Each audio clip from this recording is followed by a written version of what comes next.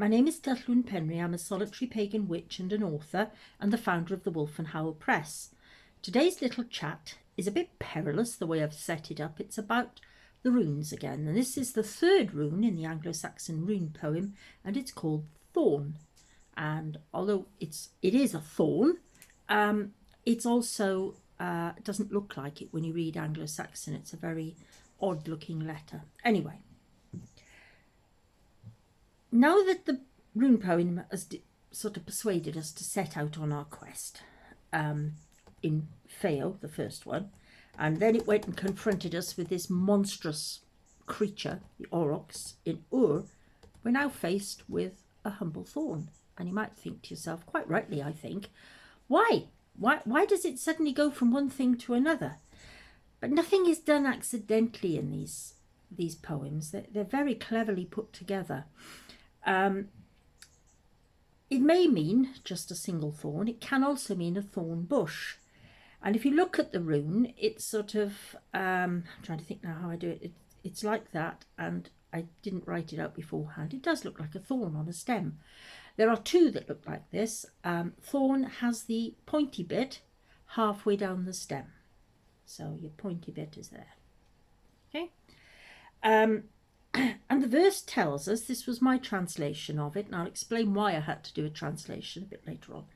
A thorn is punishingly sharp to all warriors, hurtful to grasp, excessively savage to every man, that rests from toil within it. And you read that and you think, God, were they drunk when they wrote it or what? But no, they weren't. They knew exactly what they were doing.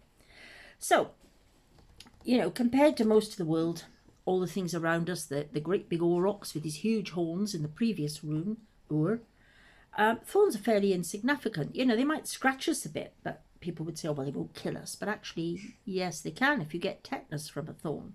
People often did before the regular tetanus jabs. So, yes. So, I think the message here to start with is take notice of things on your spiritual path. Don't think they're beneath us. They're not. And if I seem to be looking over here, it's because I've got my laptop set up with my notes, because this is quite a long chat and I want to be precise and not forget things. So bear with me. So, thorns are not aggressive. Some creatures may be aggressive. Some people may be aggressive, but a thorn basically doesn't go and chase after us and give us a lot of trouble. And my page just disappeared then. I don't know why. It just does. There we go. So if we're hurt by a thorn, it's our own fault, really. It's because we've brushed against one. We haven't looked where we're going. You know, we have some part in why it has hurt us. We might think it's excessively savage, but only in relation to our own lack of awareness. And this all helps us think, well, all is not as it seems. This verse has more going for it. Now, one of the commonest thorny plants in England during the Anglo-Saxon period was the bramble.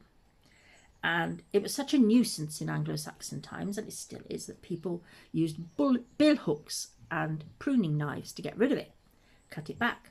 And in Cambridgeshire, a lead vessel was found containing a bill hook and other tools, and a pruning knife was found at St Neots.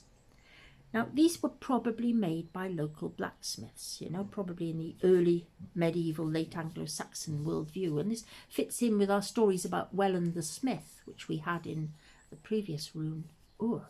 So you see, these things, they do connect.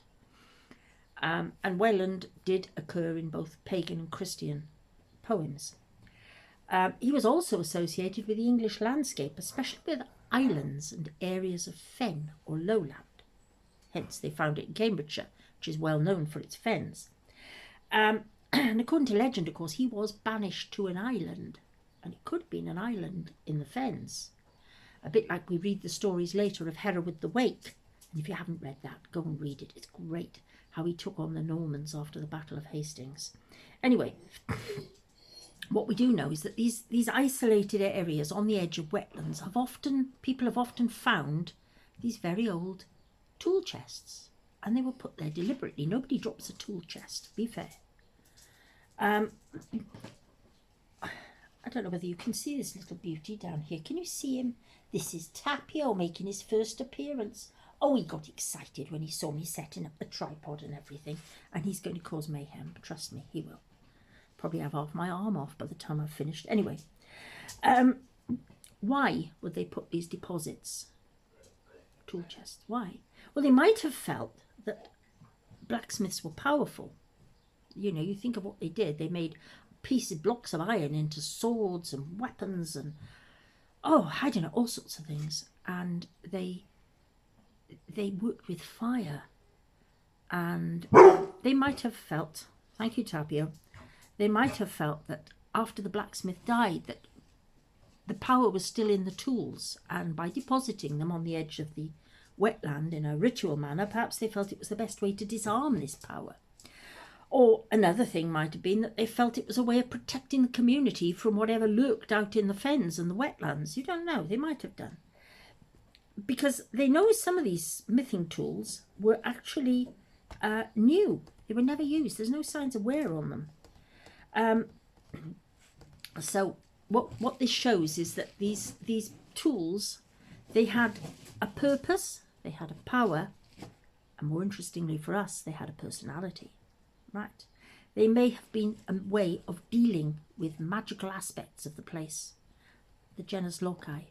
Anyway, I'm looking at this because, as I say, I've written my notes out and I want to be that. So you can't just look at thorns and the people likely to rest among them. You've got to look at sometimes other very obscure themes in order to understand the bigger picture and the hidden messages that are in these rune verses. You know, although we mightn't want to bother with thorns, they do have beautiful fruits. You know, you have things like blackberries from the bramble, you have rose hips, you have rowan berries, wild strawberries, sloes. Some of them have thorns, some of them don't, you know. And we know nowadays that these berries are very important because they have vitamins that help protect people's health. Now, they didn't know about vitamins as far as I know back then in Anglo-Saxon times, but they might have noticed that people who ate these fruits were much healthier through the winter months, and they might also have felt, well, they're nice to taste, they make a change. And another thing about thorn trees, some of them, like roses and hawthorn and blackthorn, they produce wood that is really beautiful for making furniture and staffs, all sorts of things like that. But picking berries, if you've ever tried it, and I used to do it a lot when I was a child, or working with wood from thorny plants, does require patience and effort. Sometimes it's very painful, you know, and that's the price we have to pay. If we want to move towards spiritual enlightenment, by the same reasoning, we have to deal with all these metaphorical thorns and scratches. Our goal may not come easily, but the rewards are there if we're determined enough. So even at this early stage, we're being told, move beyond small irritations and focus on the good and beautiful things that are our goals, like the wooden furniture or the lovely syrups and things that you can make. So what else do brambles do? Think about it. They catch things. Years ago when I was very young, you know, I used to pick up sheep's wool that had got caught on brambles and used to stuff pin cushions with it. And the reason why was that the wool was oily and it stopped the needles from rusting. You know, everything was precious. You had to use something. The other thing, sorry, I've got an itchy nose. In the Tale of Sleeping Beauty, what happened after she fell asleep? There was a big wall of thorns grew up around the castle. And this is one of the reasons why roses got planted around cottage doorways. It was to keep evil away. It would catch anything bad as it tried to enter the cottage. Now, just because thorns can catch things doesn't mean they should stay there. Neither should the things that hang on the thorns. You know, we don't want to hang on to things too long because that can be just as destructive as letting them go too quickly. And this rune verse reminds us to aim for a balance between hanging on and letting go. So this rune can symbolize matters that have been caught and need to be set free. So, you know, toxic relationships, biting our fingernails, smoking, drinking, whatever. You know, often they're not really an active choice on our part, but they're due because we cannot bring ourselves to say no to what other people ask of us. So that's important too. You know, it might be due to kindness rather than weakness, but it's not doing us a lot of favours. Now, when I can, I try to avoid in my book about the runes, I try to avoid comparing other rune poems, other cultures, but both the Norwegian and the Icelandic rune poems and the Abecedarium Nordmanicum, they all describe this rune not as a thorn, but as a giant. And interestingly, there is an Anglo-Saxon word, thurs, which sounds similar to thorn, really, but it's certainly similar to the Icelandic and other poems, to their version of it. And it means a giant or a demon in Anglo-Saxon. So it's a fairly rare word in Anglo-Saxon. It only turns up 3 times in Anglo-Saxon poetry. Oh yes, I check all these things, honestly. But the title word of this verse, thorn, is also something of a rarity, and it only turns up 4 times. So why pick it? Well, it appears in English place names, things like that. And sometimes there are versions of it that do mean a giant. And we find all sorts of things. We find pits and things like that. Pits, thorns, giants, they all connected up. And it seems obscure. But in the previous rune verse, we had the great creature that lived on the moors. And now we have brambles and thorns that grow everywhere. And it's punishingly sharp, not just to ordinary people, but also to warriors. And now you might think a warrior would have a higher pain threshold than I would. But this is no ordinary garden thorn, you see. And we can connect it with magical swords made by giants, such as Welland Smith, who was also a blacksmith and worked with iron. And he was the son of the giant Wade, who was alluded to in the previous rune, Ur. We know that Welland was lame. We know he made legendary weapons, because we read about that in Beowulf. And we know he was a sort of shaman who crossed into other worlds. And this story about him continued for centuries. After the coming of Christianity, they didn't say, oh, let's get rid of Welland Smith. He did continue in the national consciousness. Even King Alfred was writing about him in the late 9th century, which is getting on a bit, you know. So, if we look, we mentioned about deposits, iron tools and things like that. Well, if you look at the rune and you turn it on its side, you get the flat bit there, and then you get the pointed bit down there. I got off the screen there, like that. And that is a bit like a pit in the ground, you see. So in a way, when you turn it round, you can see this pit where they might have made deposits. Might have been associated with giants or something like that. It could also represent a womb or vagina, entrance to another world or the afterlife. And if you turn it the other way and you get this going up, it resembles a basic penis shape. And the connection between thorn and penis is in the slang name prick. There you have it. These things aren't accidental. So, the final part of the rune poem is a little unclear, and I'm going to read you the rune poem so you actually know what it sounds like in Anglo-Saxon. Thon beth verla skerp, venna gewilkum, anvengis evil, ungemeten rethe, manna gewilkum, they him midresteth. I always think it sounds lovely. And I'm sure I'm going to get somebody to say, oh, you pronounced that all wrong. Well, all right, maybe I have. But I don't happen to speak Anglo-Saxon on a daily basis, so give me a bit of leeway. It's pretty close. And the way I translate it, a thorn is punishingly sharp to all warriors, hurtful to grasp, excessively savage to every man that rests from toil within it. And a lot of translations have struggled with this, you know. People have come up with all sorts of things.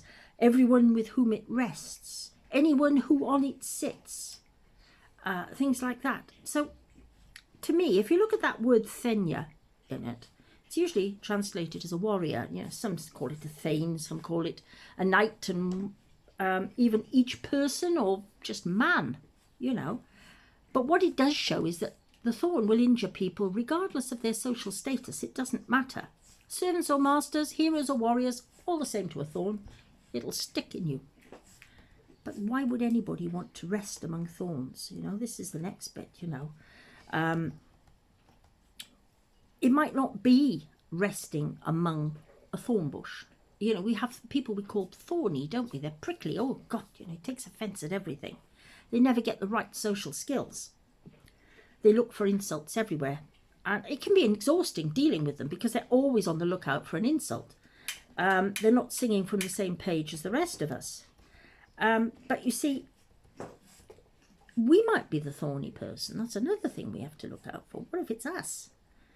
And the other part of this verse, this phrase, anfengis evil, it warns that grabbing hold of things blindly carries its own risks. You know, thorns are always present in our lives. You know, it's very hard to get rid of them once you've got them in the garden, you know. They're great deceivers. They'll grow next to a rose bush and you won't know which is which. You won't know which one to prune. They look like them. They disguise themselves. They hide in plain sight. And we often don't spot them until they've hurt us. Same with people. Thorny people can do that too. So if you come across a rune in a reading, always look and think to yourself, is there a thorny type of person in our lives? You know, and is the aggravation they cause really worth the problems and the trouble of continuing to deal with them?